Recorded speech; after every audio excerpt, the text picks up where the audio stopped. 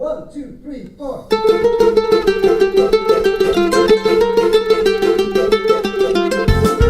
Hi everyone, this is Jewish Talk coming to you live from Nassau Community College on 90.3 WHPC, also streaming on the iHeart and the iTunes app. We can be seen in the studios on all the Facebook Live pages. We're so happy to be on WHPC's Facebook, as well as my own. Welcome back, everybody. This program is later archived on Spreaker.com. So hi there, my name is Rabbi Perl with a P.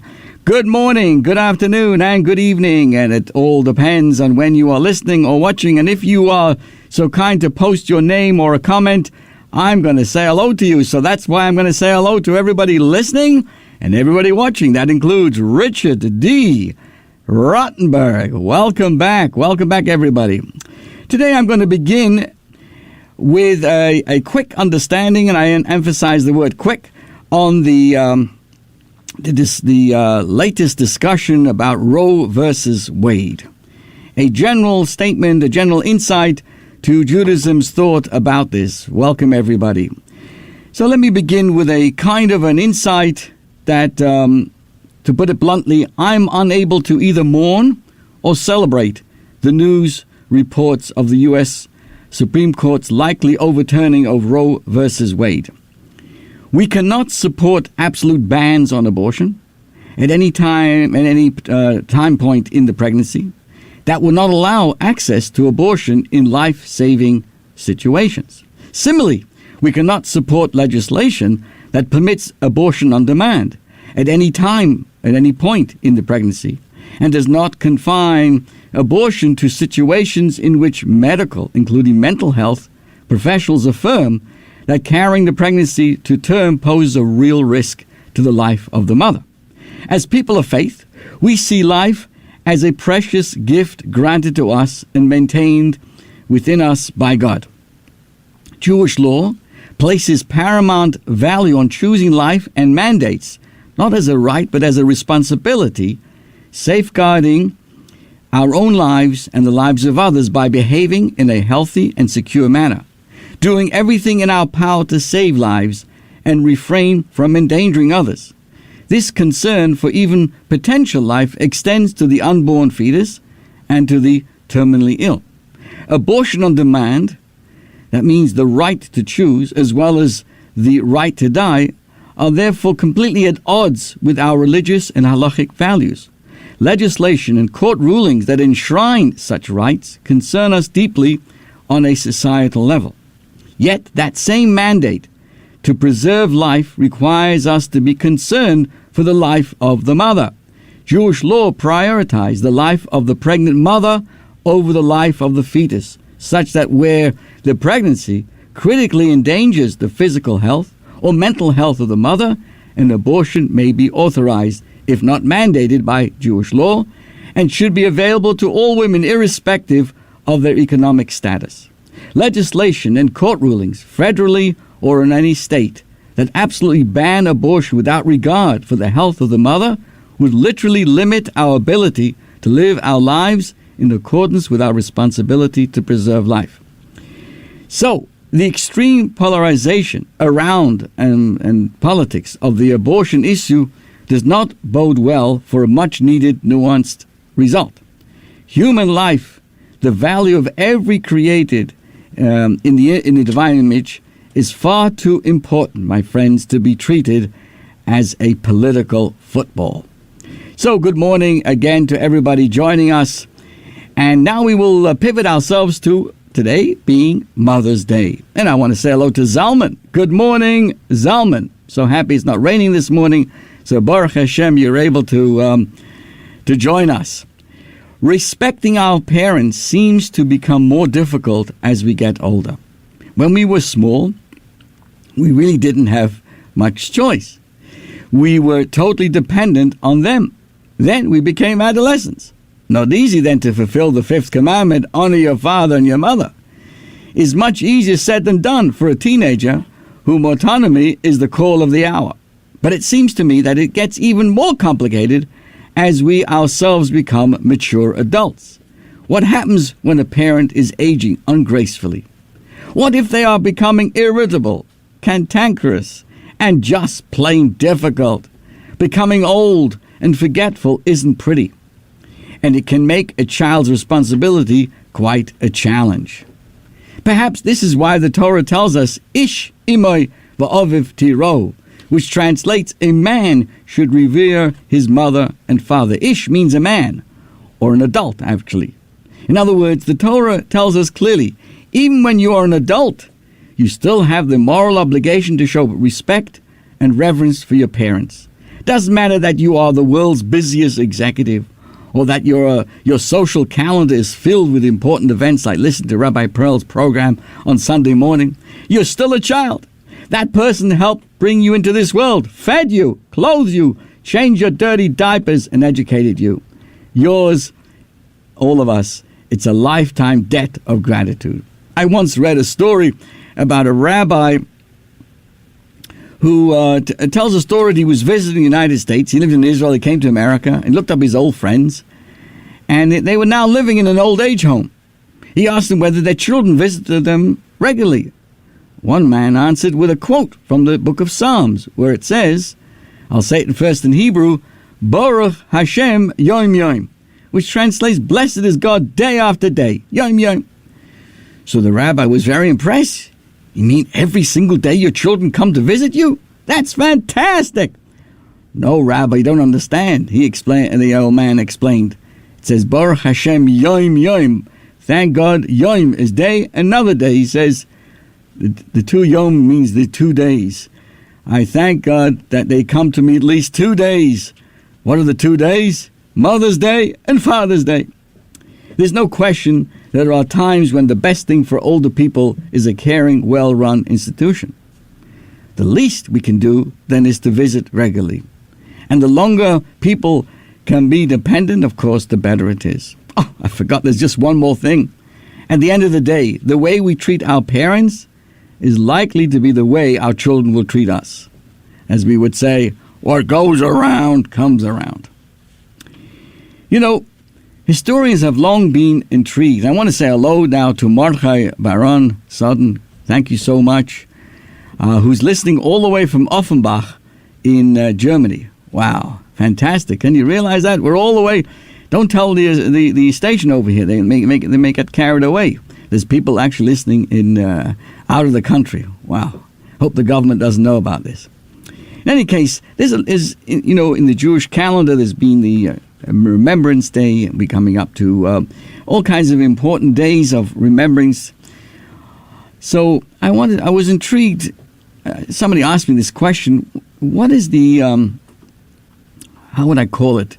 This guy was intrigued by the question of the continued existence of the Jewish people. I'm sure you're all aware what's going on in Israel. And so how come, despite the many adverse factors as exclusion from society, expulsions, persecutions, reaching its peak into the Holocaust, and even when there is some freedom, there's still problems.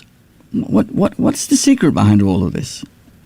And I want to share with you a thought that was brought up yesterday in our synagogue when we spoke about the Torah portion of Kedoshim. There it opens up telling us of the concept of all of us being Kedoshim, holiness. That a criteria of a person's life is to be holy. Now, what's interesting, we'll discuss what that holiness means, but the actual context is fascinating because it talks about being holy. A person should live a holy life. Then speaks about the importance of revering one's parents, which is very fascinating, as of today is Mother's Day. So you have this context. You have, number one, be holy. Then it talks about revering one's parents, one's mother and father. And then it talks about the observance of the Sabbath. The Rebbe points out that we have three concepts that are one after each other. We have holiness, respect for parents, and the Sabbath. And the Rebbe explains that they're lined up to in a sense, to provide us a fundamental purpose and insight to the nature of what we're all about. You see, over the generations, there's always been a discussion But what's the concept of holiness? What's the definition of someone who's holy? Many times people come to the conclusion that holiness is expressed in religious activities of life, during prayer, during the synagogue, and some holy activity. But the truth is, true holiness is reflected in everyday activities, daily work, how we relate to another person, how mode of eating and then drinking. So the real test of a holy person is really that every detail of their life is potentially a glimpse of what is sacred in life. So how do we achieve that? How does a person achieve that? And the reason is, it goes in this order. Holiness, we must first understand that each of us have a divine soul, and that is a spark of holiness. When we start off our point of thought, start off our day, so to speak, start off our perspective in life, that we start off with a divine soul, that is holy. Then we come to appreciate where we can go. You see, during most of a person's life, that may be deeply hidden. Yet, it can be suddenly expressed at times of spiritual inspiration. Furthermore, there is a potential that this quality of holiness could be revealed in ordinary details of life. But how do we bring up the holiness? How do we maintain a recognition that every one of us are created in the image of God? Well, guess what? Think of the order. The first and most important thing lies on the parents. You see, the purpose of parents being born before children, I think in most families, am I right, Kim? The parents come before the children. In certain cases, you got it. I did get it right. Okay, I was nervous for a moment. So why are parents born before children? The answer is because they have an obligation to provide their children a perspective of holiness to their life. It's not just having the child. It's actually educating the child in such a manner where they recognize they are being educated and brought up in an atmosphere of reverence. When there's respect for parents, the parents in turn, most importantly, must bring up the child in an atmosphere that they are a holy child. They have tremendous potential, and the potential of every human being is to make a positive impact in the world. So it all boils down to, number two, first we have this presentation of holiness. Then we have the idea it's not just for some special individuals, some individuals in some mountaintop, but every parent blessed with children have the opportunity to pass on that sense of holiness to their child. So, in other words, I would say like this, the whole goal in life is to live and to share and to be an example of a holy human being. And most importantly, must begin with their own children. In this task, we must remember that the mother who gives birth to the child is the first to impact that child with holiness. She's the first to help her young child realize that every detail of life is significant, blessed by God. Going back to our idea that there's three different laws lined up: being holy, honoring one's parents, and finally the Sabbath. That brings us to that third law, the Sabbath. You see, what is a person doing when we observe the Sabbath? Every week there's an entire day when the mundane becomes holy. Eating, what do we do on the Sabbath? What's going on? People eat together with one's family, with one's spouse, in one's family. You don't go to a restaurant. You don't go anywhere by themselves. What do we do on the Sabbath? We welcome guests. We relax. What are we doing? Actually, the Sabbath, in a sense, divorces us from all those weekday activities that in a sense, rule over our lives, because everybody thinks that the world tells them what to do. Comes on Sabbath, and we decide to create the atmosphere of holiness. So the Sabbath is an illumination of holiness in the most mundane aspects of food, of eating, of camaraderie, of learning, of reflection. And guess what? When a person lives that life, The parents have told their children you're a holy child, you have a purpose. And the children appreciate that. And the same child sees how parents can divorce themselves from the world around them for the Sabbath or for whatever level you're on, but spending meaningful time on the Sabbath provides a reality check of how important holiness must impact our lives. And that is a deeper understanding that despite all that, if a person lives that way, communicates that to the children and provides them the wonderful gift of what Sabbath presents, this expresses this goal completely. This is a special quality that encapsulates the beginning of the Torah reading with an inner secret of how we have existed and survived for so many years. Beyond our skills, whether it's in this thing, on medicine and technology, the most important, you could say, contribution to humanity that any one of us can provide is to live, to project, to share, and to be an example of holiness. When a person lives with holiness, it's a game changer. We eat differently, we sleep differently, we look at people differently, we are differently ourselves. A friend once told me of two interesting phone calls she received. Received one from another. The first caller wanted to let off steam. I can't believe this weather. It's raining and my children are home. I don't know how I'm going to keep them occupied. A few minutes later, the phone rang again. A different mother was on the line. Wow, did you see what's going on in the window outside? Rain. We haven't had that in months. I'm getting the children all dressed and going out. I think we'll take a bus and enjoy the scenery. So what's the secret of the second caller's outlook? She takes a situation, finds an element for which she can be grateful, and uses that event to its fullest capacity as a gift from God. Mother's Day, in general, is a reminder of the importance of gratitude. The Jewish person is called Yehudim. The word Yehuda, the root of the word, the Jewish word for Jew, Yehudi, is to thank. Because gratitude is the depth of this holiness that we're talking about, of essence. And every human being has this gratitude, which is the basis of our essence. So contemplate. We're in this world with an amazing functioning body. We have eyes to enjoy gorgeous scenery, family, pictures, and books. We have millions of taste buds to relish our food. Ears to take pleasure in all the kinds of sounds, nature, singing, instruments, and voices, and so much more. All of us have much to be thankful for. Certainly, if we have our health and livelihood, we must thank God for that. However, even those of us challenged with illness or hardships can be grateful for being alive despite our challenges.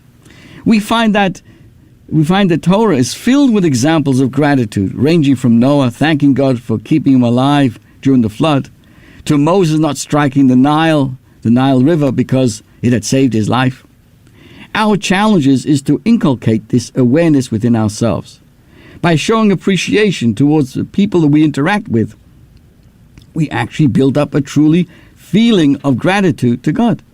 Since gratefulness is an internal quality that is not dependent on others, we can be proactive and express gratefulness whenever we like. Anything at all can be a stimulus. So I want to share with you on this Mother's Day some ideas of how to get into the mindset of gratitude. Number one, begin by removing the "they owe me" attitude. Let's tell ourselves again and again until we truly believe it, no one owes me anything.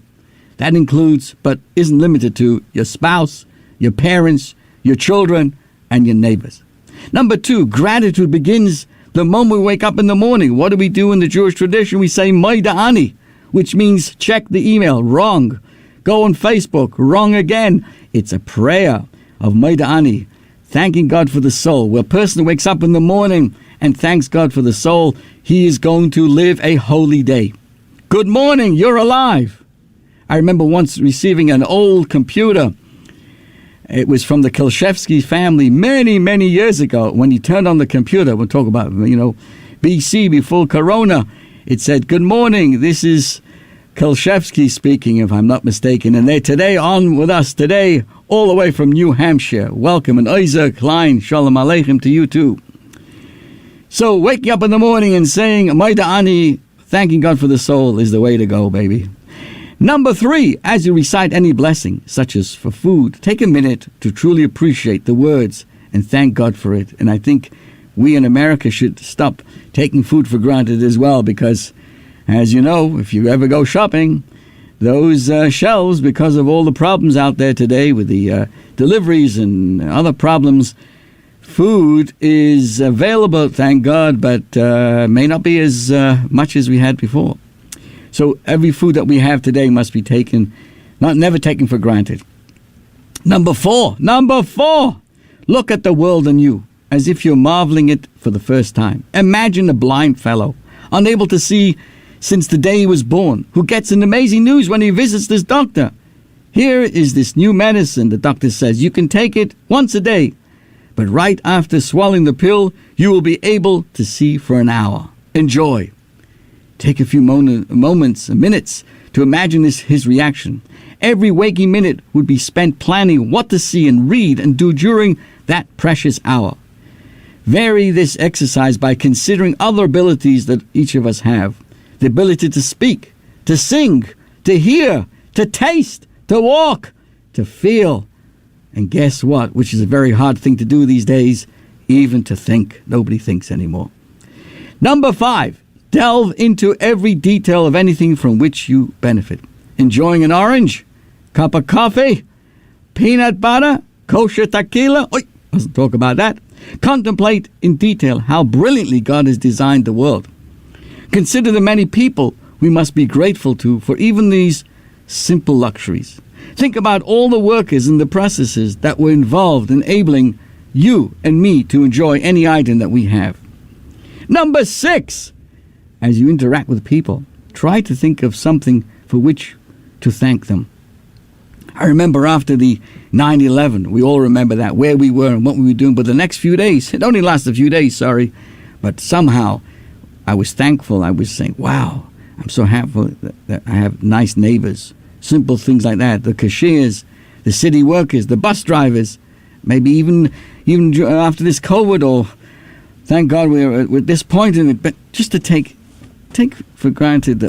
never take for granted the people that we interact with on a daily basis. Everyone will be glad to get a smile and a thank you.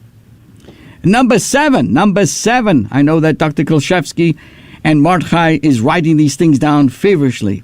Don't neglect your family. Your husband and children will greatly benefit from daily gratitude. It's as important as daily vitamin D. And don't forget your mother-in-law and other extended family members. To take this one step further, don't just think about your gratitude. We should train ourselves to verbalize it. I just want to thank you for being my devoted life partner, such a considerate neighbor, an accurate cashier, for keeping our city clean, driving safely, teaching my children, just as examples. In cases where a particularly great kindness was done for you, express it with more specific details. I find it sometimes fascinating, or maybe even people don't like to say thank you, because somehow they think if you say thank you for something, you become indebted to them, and people don't want to be put in that position. That's a wrong way of thinking. Think of people who have helped you in some way in the past. Pick up the phone or write a note. They call it a text now. Nobody writes nothing. A text, a WhatsApp, and thank them. An old teacher, an old mentor, a friend, an employee, a roommate. So I want to say thank you to you, Kim, for managing my great program every week. And I'm going to say it twice again. Thank you very much. Your parents, number 10, your parents have done and perhaps are still doing so much for you. Try to regularly think of different things for which you can thank them. Dip into your memory bank and make use of what you find there. Realize that whatever success you have in life, although you may not wish to think of it this way, very likely can be attributed to what your parents or siblings have done for you. Even if you have negative feelings towards them, you can, and with some effort, reframe and recalculate and cultivate feelings of gratitude. A friend of mine confided in me that she was always being disappointed in her mother's lack of interest in her life. Then a mentor suggested perhaps because of that she was able to grow emotionally and spiritually. She realized that she could tell her mother, "Mom, raising my children makes me aware of how much I have to thank you for all that you did for me." As you converse with your family and friends, be alert. If they've given you encouragement, thank them. Just keep looking for opportunities. You will find them. Deliberate on this theme and keep your eyeballs open. Number 12, my friends, number 12. Although words and notes are appreciated, gifts and actions can sometimes speak louder.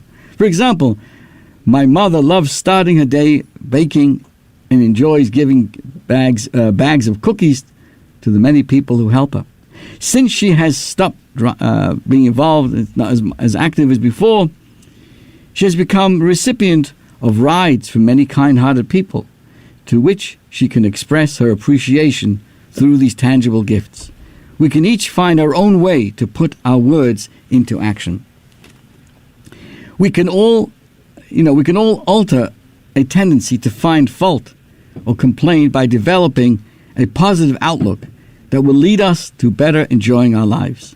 When people thank us, our reaction is a desire to do more. The more we thank God, the more we thank God, the more blessing the Almighty God will want to give us.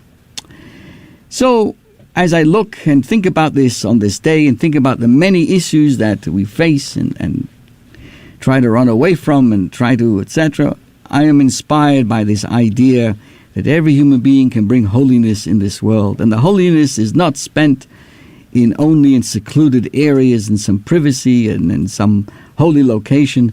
It's really how we interact with the world outside, how we ourselves see the blessings of God in the people around us and the opportunities provided to us from the world out there, and how we can all find a way of seeing that holiness. And if a person lives a more holy life themselves, they actually will see more holiness in somebody else. Those who are critical, those who are judgmental, those who are finding fault, sadly, may be really reflecting on themselves. So rather than look at themselves, they say, this one is no good and that one is no good.